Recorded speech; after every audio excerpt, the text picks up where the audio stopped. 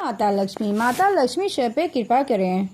आपका अपने YouTube channel जय सनातनी में आप सबका हार्दिक स्वागत है। आज हम इस अंक में जुड़ेंगे अक्षय नवमी से, आंवला नवमी जिसे कहते हैं। आप सबसे विनम्र निवेदन है कि अगर इस चैनल को सब्सक्राइब नहीं किया है तो सब्सक्राइब कर लीजिए तथा बेल आइकन को भी दबाना ना भूलिए ताकि हर व्रत त्योहार का जानकारी आपको समय से मिलता रहे। तो आइए अब हम जानते हैं 2024 की आंवला नवमी यानी अक्षय नवमी के बारे में। आंवला नवमी को अक्षय नवमी भी कहते हैं। इस दिन किए गए धर्म कार्य अक्षय पुण्य प्रदान करते हैं। आंवला नवमी पर विष्णु जी की पूजा का विधान है। अक्षय नवमी दीपावली और छठ के बाद आती है। दीपावली के बाद कार्तिक माह के शुक्ल पक्ष की नवमी विष्णु जी की पूजा के लिए बहुत खास मानी जाती है। इससे लक्ष्मी जी की कृपा प्राप्त होती है। इसे आंवला नवमी और अक्षय नवमी कहते हैं। आंवला की उत्पत्ति स्वयं महादेव जी ने किया था। सबसे पहले आंवला नवमी का डेट जान लेते हैं। अक्षय नवमी 10 नवंबर 2024 दिन रविवार को मनाई जाएगी। यह पर्व देवउठनी एकादशी से 1-2 दिन पूर्व मनाया जाता है। शास्त्र के अनुसार अक्षय नवमी के दिन ही सतयुग का आरंभ हुआ था।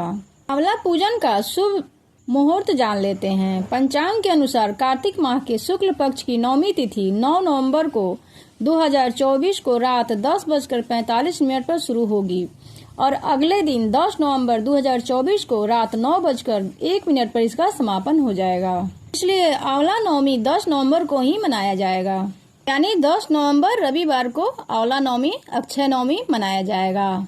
जैसा कि नाम से ही अक्षय से पता चलता है कि इस दिन कोई भी दान या भक्ति संबंधी कार्य करने से उसका पुण्य फल कभी कम नहीं होता है तथा व्यक्ति को न केवल इस जन्म में अपितु आगामी जन्मों में भी उसका पुण्य प्राप्त होता है। आंवला नवमी के दिन ही विष्णु भगवान ने कुष्मांडक नामक दैत्य को मारा था। आंवला नवमी पर ही भगवान श्री कृष्ण ने कंस का वध करने से पहले 3 वनों की परिक्रमा की थी। इसका नाम ही है अक्षय नवमी। इस दिन कोई भी दान या व्यक्ति पुण्य करता है तो उसका पुण्य कभी समाप्त ही नहीं होता है। शास्त्रों में अक्षय नवमी का कुछ और भी प्रमाण मिलता है। भगवान विष्णु और देवी लक्ष्मी जी का विवाह। अक्षय नवमी के दिन भगवान विष्णु और देवी लक्ष्मी जी का विवाह का पर्व मनाया जाता है। मान्यता है कि इस दिन दोनों देवी देवताओं की पूजा से वैवाहिक जीवन में सुख आती है और दाम्पत्य जीवन मजबूत होता है। अविवाहित लोगों को भी इस दिन पूजा करने से मनचाहा जीवन साथी मिलने का आशीर्वाद प्राप्त होता है।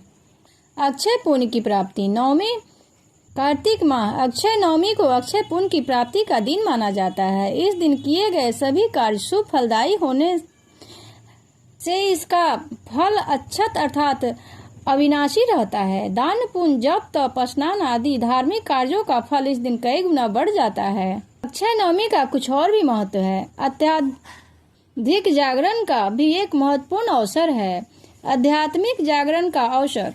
इस दिन भगवान विष्णु की भक्ति करने से मन को शांति मिलती है और आध्यात्मिक विकास होता है। भगवान विष्णु को सत्य धर्म और वैराग्य का स्वरूप माना जाता है। इसकी पूजा करने से अक्षय पुण्य की प्राप्ति होती है। इसलिए इनकी पूजा करने से व्यक्ति सत्य पथ पर चलने की प्रेरणा मिलता है।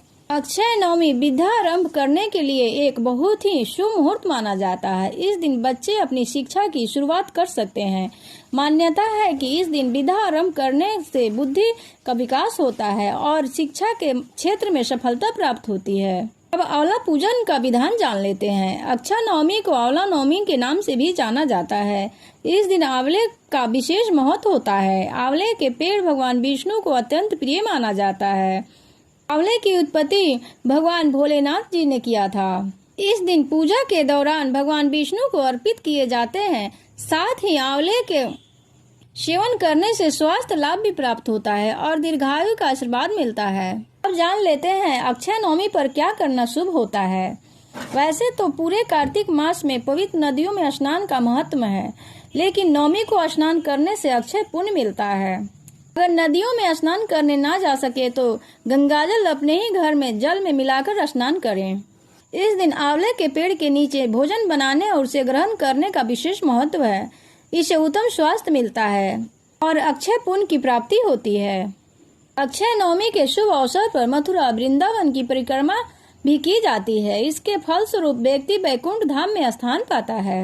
अक्षय नवमी के दिन दूध में जल मिलाकर आंवले में चढ़ाना चाहिए। इसके बाद आंवले के पेड़ के नीचे पूर्व दिशा में खड़े होकर शुद्ध जल चढ़ाना चाहिए। इसके बाद आंवले की परिक्रमा करनी चाहिए।